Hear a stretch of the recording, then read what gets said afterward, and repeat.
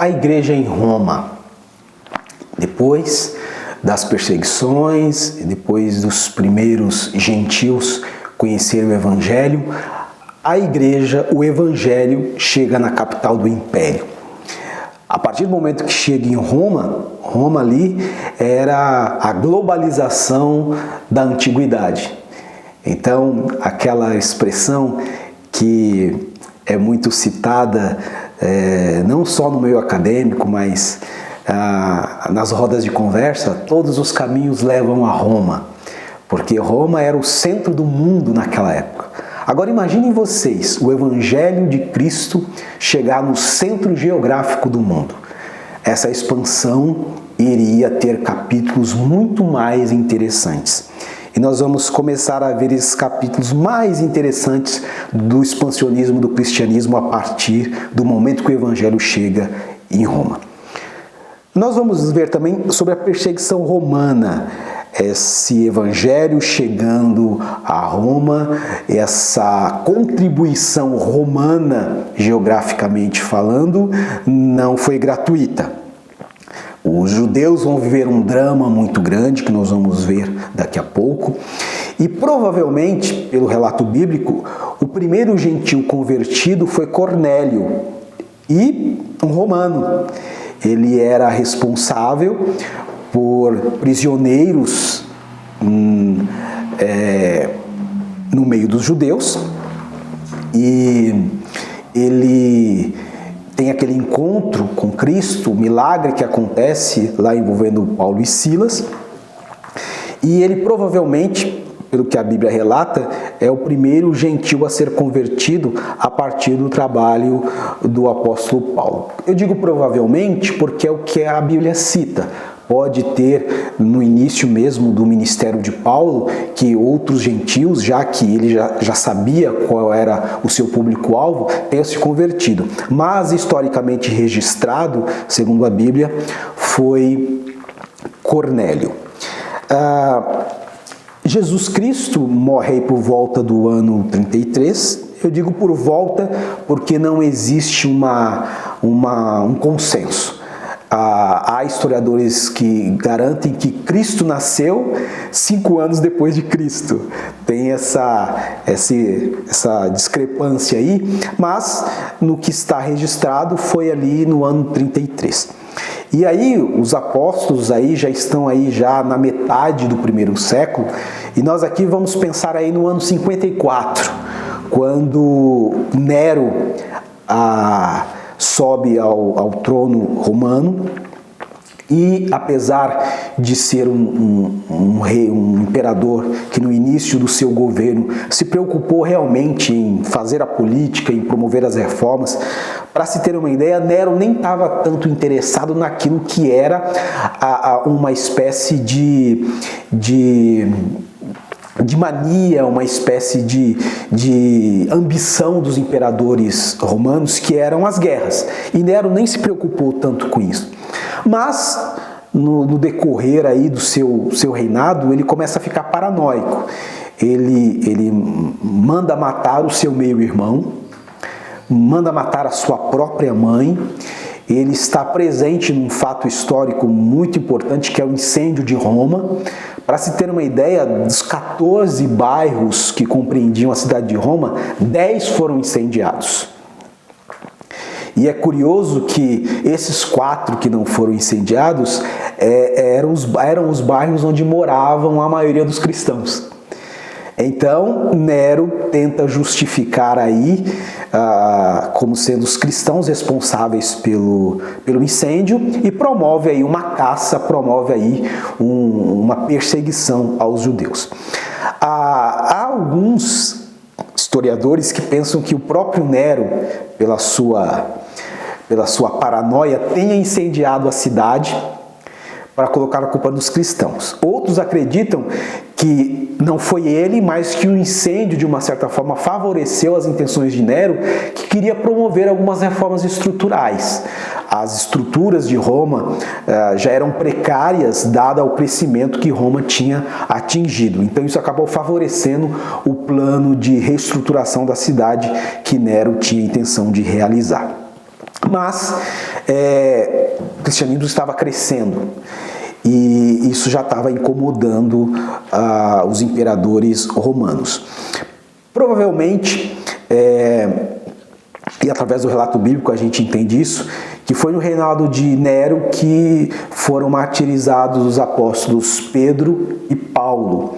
Paulo, sim, a Bíblia cita a sua morte, a sua execução.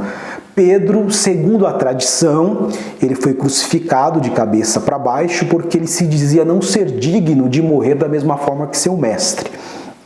Mas foi no reinado de Nero que os apóstolos foram mortos.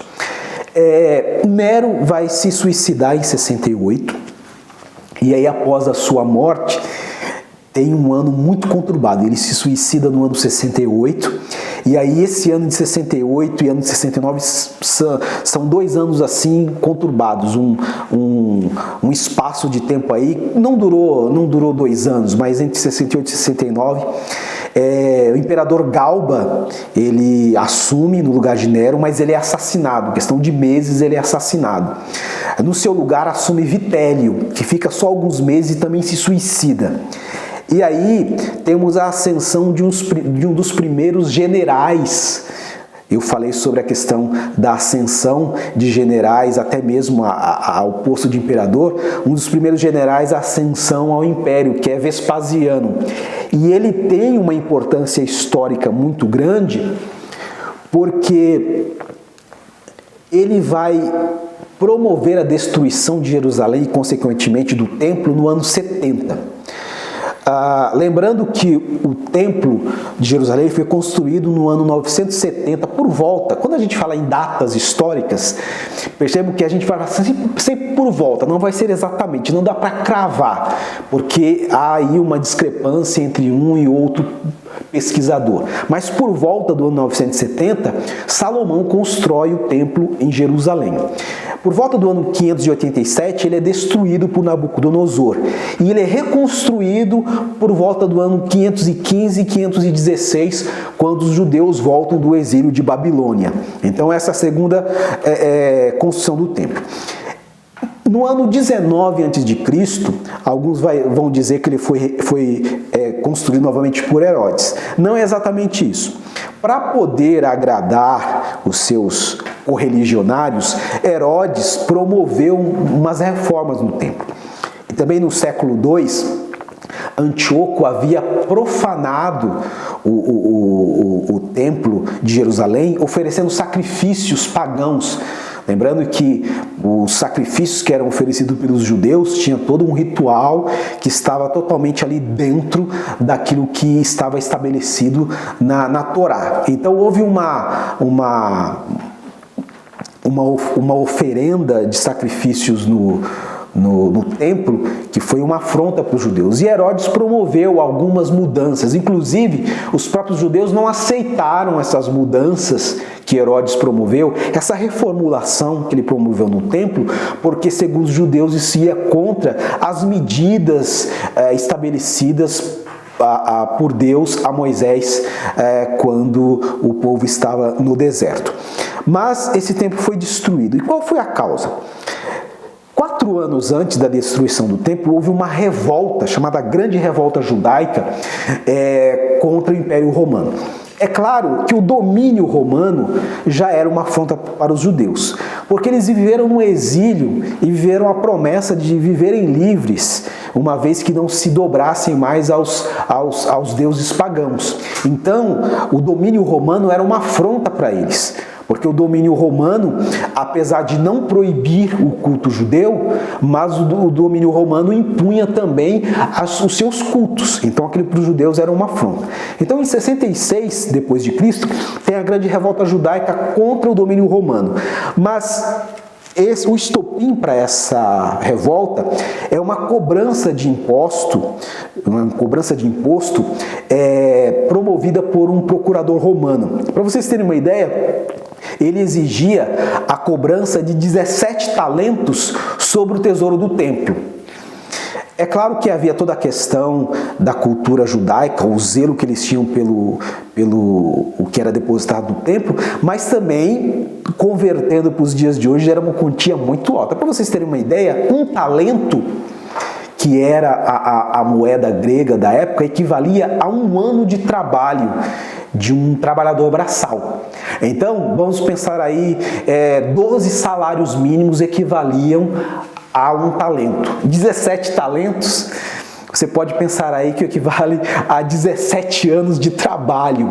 Então, aquilo foi uma afronta para os judeus, e aí foi o estopim para uma revolta. E o imperador, na época, em 66, general do exército romano, ele havia tido várias vitórias da década de 40, então ele tinha muito prestígio e ele foi escalado para poder rechaçar essa revolta dos judeus. Isso no ano 70, quando ele arrasa Jerusalém.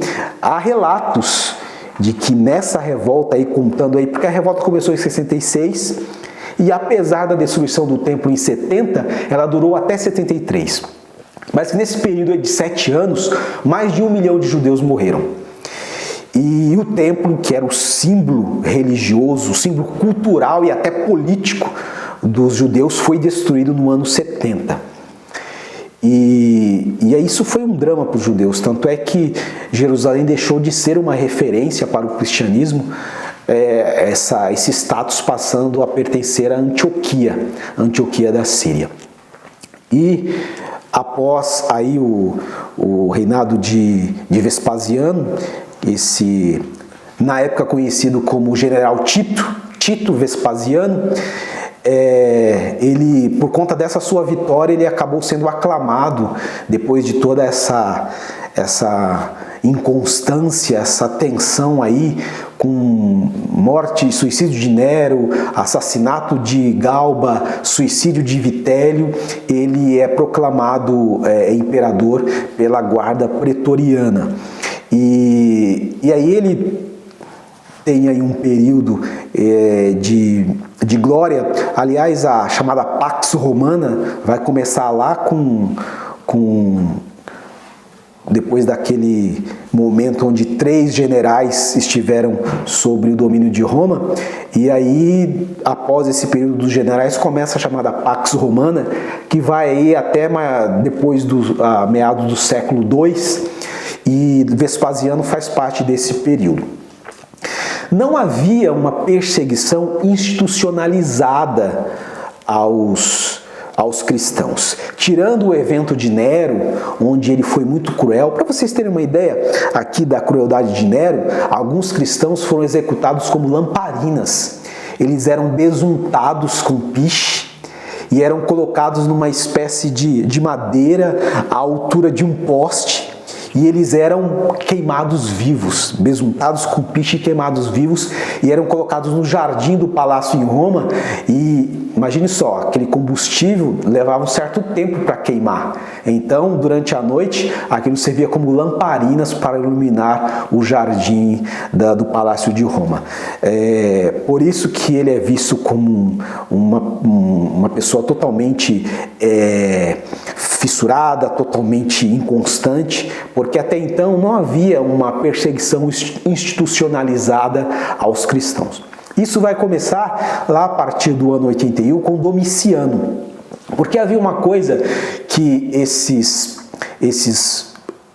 imperadores da chamada Pax, eles não tinham preocupação, e que era uma tradição entre os imperadores romanos, é o culto ao imperador. Assim como eles permitiam que os povos conquistados mantivessem os seus cultos, eles precisavam entrar dentro desse sincretismo e adorar o imperador. E Domiciano resgata isso. E aí esse é o grande problema para com os cristãos, porque os cristãos não admitiam adorar nenhuma outra divindade que não fosse o próprio Deus. E isso se torna um problema para o Império Romano, porque ao se negar a cultuar o imperador, isso era uma afronta muito grande. E os imperadores não perdoavam uma afronta. A afronta era punida com a morte. Então, Domiciano promove uma perseguição aos cristãos Inclusive, o apóstolo João, que era o último apóstolo daqueles que estavam com Cristo vivo, ele é exilado na ilha de Patmos. Inclusive, isso é a tradição que conta, não existe ali um relato científico. Mas, pensando no contexto, isso era totalmente possível de acontecer. Que Domiciano mandou executar o apóstolo João e mandou que ele fosse executado num caldeirão de óleo fervente. E a revolta de Domiciano, que ao colocar o apóstolo João dentro desse caldeirão de óleo fervente, não aconteceu nada com ele. E como ele não podia esconder aquilo, pessoas presenciaram isso, então ele resolveu isolar João na ilha de Patmos para que pudesse amenizar a afronta que ele sofreu. Então, o apóstolo João, ele vai ser aquele apóstolo, praticamente o único apóstolo que não vai ser morto de forma violenta. Ele morreu velho, poucos tiveram esse privilégio. Então, o Domiciano aí tem esse destaque por conta da perseguição, apesar que de forma política ele ter sido considerado um ótimo político, porque aquilo que era papel de um imperador politicamente falando, ele conseguiu cumprir. Aí depois nós vamos ter um período aí de relativa paz para os cristãos, depois dessa perseguição de Nero, pontual de Nero, né, e uma perseguição mais institucionalizada de Domiciano, nós temos o governo de Trajano, que vai do ano 98 até o ano 117, mas houveram execuções, mais pontuais, mas houveram. Não havia uma disposição dos imperadores dessa época de perseguir os cristãos, salvo se houvesse uma comprovação de que aquele cristão, ele transgrediu algum princípio romano, mas isso não acontecia de forma institucionalizada, porque quando era institucionalizado, qualquer cidadão romano poderia matar um cristão. O que não é o caso de Trajano. Trajano pensava, não vamos gastar nossos esforços perseguindo os cristãos, vamos pensar mais na questão da nossa própria política. Mas no ano 107, por exemplo, Inácio de Antioquia, ele é morto no Coliseu. Ele é morto, inclusive havia até uma tentativa de que ele fosse sequestrado, ele tinha influência em Roma para que ele não fosse martirizado, mas ele disse que era uma honra poder morrer por amor a Cristo. E ele é morto no Coliseu pelos leões. Em 108, Policarpo de Esmina, ele é queimado vivo por conta da pregação do Evangelho. Em 165, Justino Marte também é morto por conta do Evangelho. Um grande cristão, ele era um teólogo do ano 160, ele nasceu em 160, morreu em 220, ele é do século II, início do século III. Ele falou uma frase sensacional, que ele diz que o sangue dos cristãos é semente, porque os cristãos eram martirizados, crucificados, queimados, jogados no Coliseu para serem mortos pelos leões. Inclusive, as feras que eram colocadas no Coliseu, elas ficavam dias, até semanas sem comer, para que pudesse promover uma carnificina quando os cristãos fossem lançados no Coliseu. Isso era visto como um espetáculo. Os romanos assistiam aquilo e ovacionavam quando os cristãos eram devorados pelas feras. E Tertuliano falou que para cada um cristão que morresse, 10 outros surgiam, dada a expansão do Evangelho, que não dependia da vontade humana, mas pura e simplesmente da obra do Espírito Santo. Para esta aula, a atividade de vocês, relatório de leitura de Atos 23, do versículo 12 ao versículo 35. Então vocês já têm aí como atividade a leitura do livro de Atos, o livro todo. Mas vocês vão fazer um relatório de leitura do capítulo 23, dos versos 12 a 35.